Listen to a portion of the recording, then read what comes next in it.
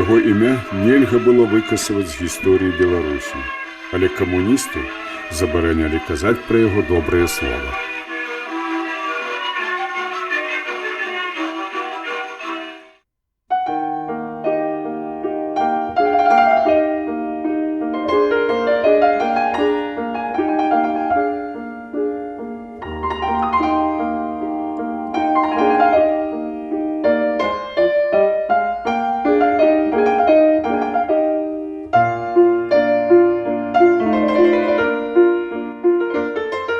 Вацлав Івановскі паходзіў са старажытнага шляхоцкага роду, які меў герб рагач і гісторыя якога прасочваецца да сярэдзіны 17 стагоддзя.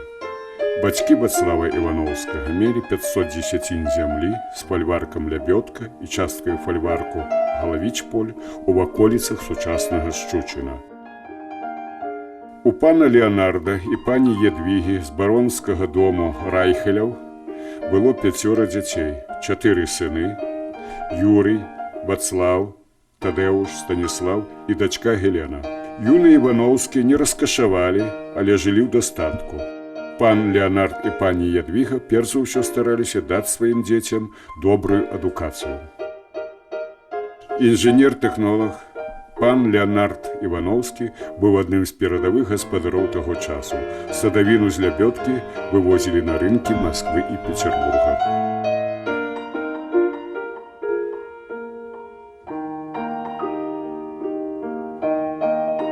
Тут, на Шчучынскай зямлі, пан Леанард і пані Гелена знайшлі вечны супакой.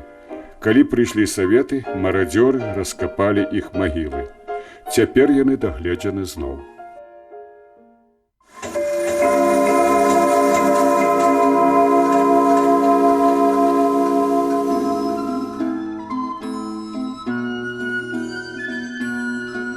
Цяперашні горад Шчучын, як і Васілішкі, як і Астрыно, быў за царом цэнтрам воласці ў Лідскім павеце.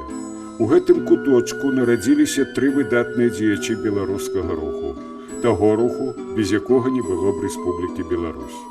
Гэта Алёйзія Пашкевіч, якая праславіцца пад псеўданімам «Цётка», друкар беларускай сацыялістычнай грамады Фелікс Стацкевіч і, вядома, Вацлав Івановскі.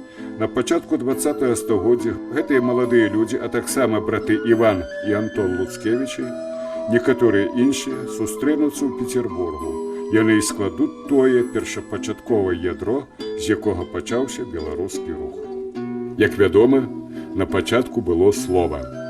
На пачатку беларускага руху было друкаванае беларускае слова.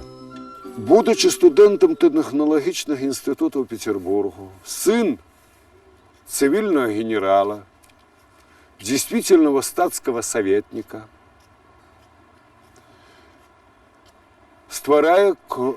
становится одним из основальников кругу народной просветы и культуры.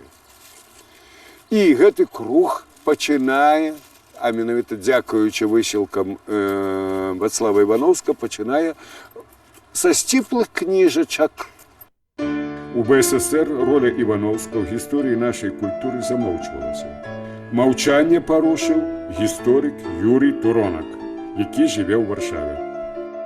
Я зрабіў 5 салідных распрацовак, якія без цяжкасцей друкаваліся тут у розных польскіх акадэмічных часопісах. Мы ведаем выдатна творчасць, скажем, Купалы, творчасць іншых беларускіх пісьменнікаў, але не заўсёды мы ведаем, а хто выдаў гэтыя кнігі, хто іх выдаваў, за якія грошы, хто быў мецэнатам.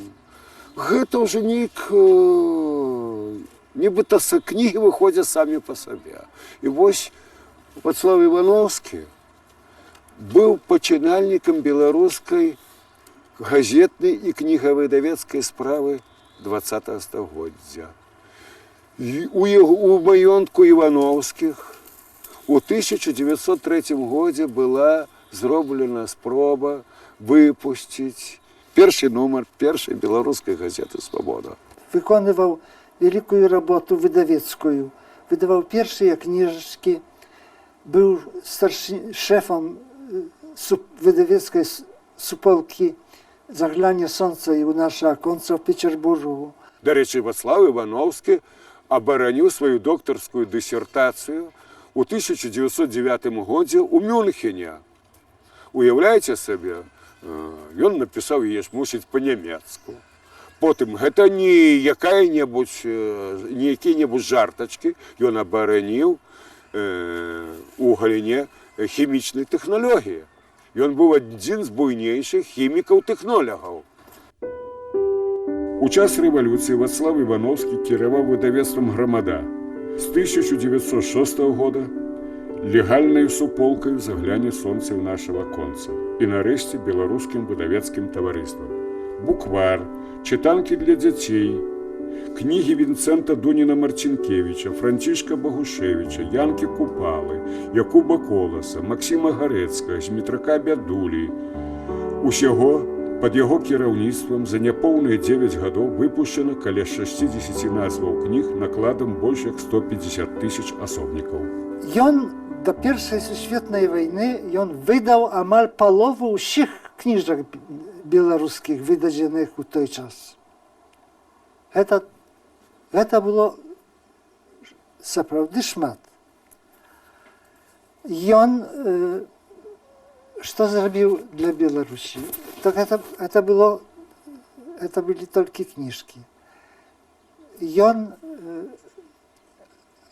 организовал выдавецкую суполку в Петербургу, якая не только выдавала книжки, але и часопис таки выдавала, называвший он «Молодая Беларусь».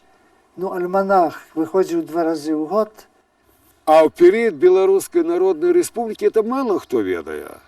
Але ж першая навучальная вышэйшая установа была адчынена ў Менску не дзякуючы савецкай уладзе, як гэта пішуць цяпер у падручніках, а дзякуючы ўраду БНР і, як не дзіўна, дзякуючы нямецкім акупантам. Бо Менскі настаўніцкі інстытут вярнуўся у верасні 1918 года ў Менск з Ярославля і пачаў сваю працу. І гэты інстытут дзейнічаў до 21 года. І яго ўзначальваў у перыяд 19-21 года міністр асветы Беларускай Народнай Рэспублікі Вацлав Івановскі. Але ён быў больш практык, чым тэарэтык. Ён, напрыклад, меў запатентаваных 7 вынalazków. Ён працаваў тут до верасня 1939 года, калі пачалася вайна. Але і тады, калі ўжо тая вайна, калі немцы акупавалі Польшчу, ён не хацеў тут заставацца пад нямецкай акупацыяй і выехаў у Вільню.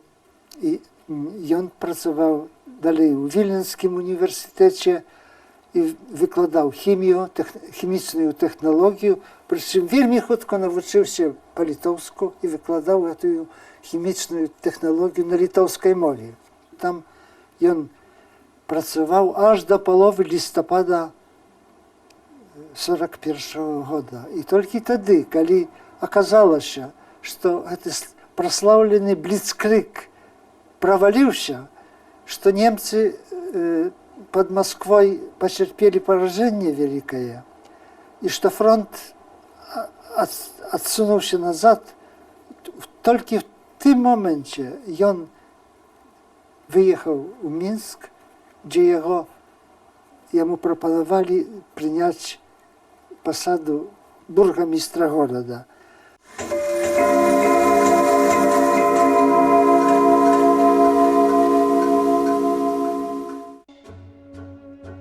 Генеральный комиссар Беларуси Вильгельм Кубе был человеком министра всходних оккупованных обшаров Альфреда Розенберга.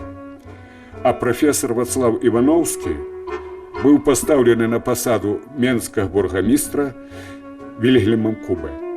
Покольки люди рейхсфюрера СС Гайнриха Гиммлера супрацьстаяли генеральному комиссару Кубе, яны не могли не супрацьстаяць и доктору Ивановскому. Менскі бургамістр, і гэта вядома, быў антыфашыстам. Ён вёў складаную гульню, захоўваючы вонкавую лаяльнасць да нямецкіх уладаў і генеральнага камісара Кубы, ён трымаў сувязь з падпольнай партыяй беларускіх нацыяналістаў і агентамі польскага эміграцыйнага ўраду. Аднак галоўная задача доктара Івановскага была ў забеспячэнні жыццядзейнасці 100-тысячнага горада. Наладзіць ахову здароўя, працу водаправода і каналізацыі, забяспечыць насельніцтва палівам, пусціць трамвай. Бацька гораду, як называлі прафесара Івановскага, дбаў і пра школы. Іх было адчынена 16. Дзяцей у школах не толькі вучылі, але і падкормлівалі. А яшчэ ў Менску працавалі кінатэатры. Сваю майстэрню меў аўтар гербу БССР, будучы народны мастак Валянцін Волкаў. Працавалі оперная, балетная і драматычныя трупы. У гарадскім тэатры былі занятыя будучыя заслужаныя артысты БССР Уладзімір Говор-Бандарэнка, Марыя Кавязіна-Заборская, Барыс Уладамірскі і Мікалай Цурбакоў.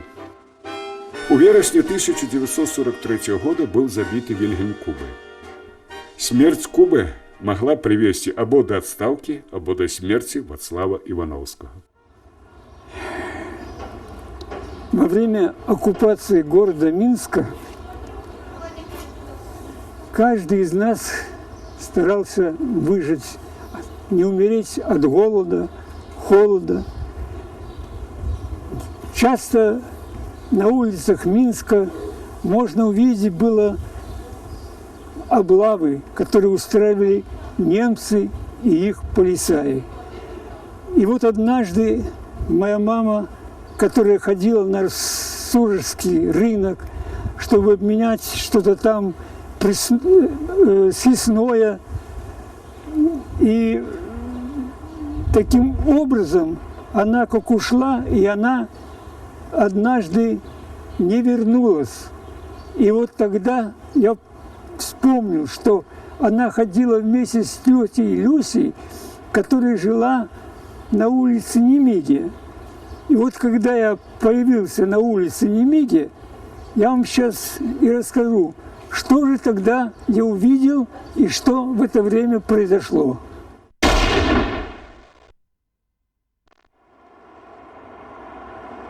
Как только я дошел до этого дома, где жили на Немиге наши знакомые, я увидел, что откуда-то несется пролетка.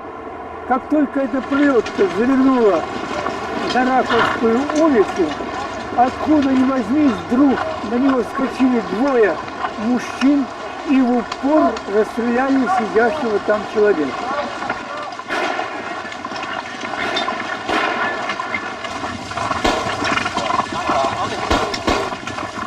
А на следующий день по Минскому радио, радиоточка такая черная, как вы помните, еще довоенная была, объявили, что вчера на улице Немиги и Раковской был убит бургомистр города Минска Вацлав Ивановский.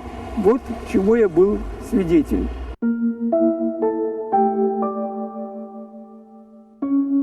Івановський був смертно поранений Олександром Камінським, былым поліцаєм, перебігшим до партизан. Але аб падрыхтоўцы гэтай акції Готберг, это генеральный комиссар Беларусі, прызначаны пасля забойства Кубы, ведаў ужо за 2 тыдні раней. На гэта ёсць дакументацыя. Так што аб гэтым можна гаварыць вельмі шмат. Камінскі ўцёк разам з сваёй дзяўчынай Аллай Наумавай. Але так як мне расказалі ў Мінску, яна была агентам гестапо. І перакінулі яе у партызанскі атрад на тое, каб яна інфармавала паліцыю аб гэтай дзейнасці партызанаў. Лічыцца, што Вільгельма Кубы забілі савецкія патрыёты. Але гэтыя патрыёты знаходзіліся пад каўпаком СД і здолелі забіць генеральнага камісара толькі таму, што гэта было в інтарэсах службы бяспекі. Амаль тая ж схема была выкарыстана і 7 снежня 1943 года, калі савецкім патрыётам СД дазволіла забіць доктара Івановскага. Але ў 60-м годзе у Беларусі выйшла праца аб менскім падполлі, і там, між іншым, апісвалася, як партызаны забілі ворага народу Івановскага, але выканаўца пакуль што невядомы. В 60-м годзе не ведалі хто, затое Алла Наумова ведала дакладна. Готберг, ён аб гэтым усім ведаў, але ён не хацеў мяшацца ў тое. Ён сказаў, што замах выканаюць самі беларусы. Вот так яно і сталася.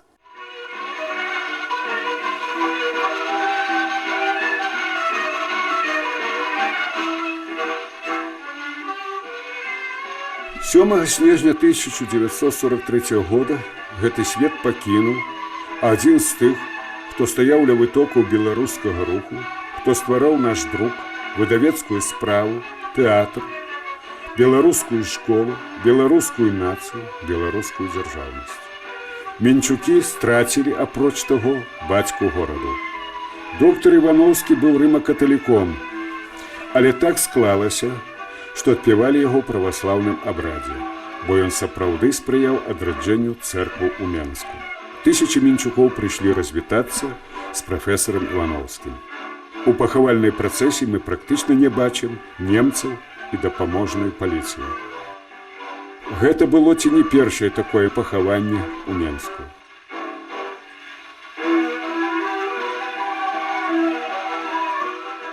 Тысячи людзей самі, без прынукі, прыйдуць на пахаванне Якуба Коласа, Петра Машэрава і Васіля Быкова. Гэта нешта кажа пра маштаб асобы Вацлава Івановскага.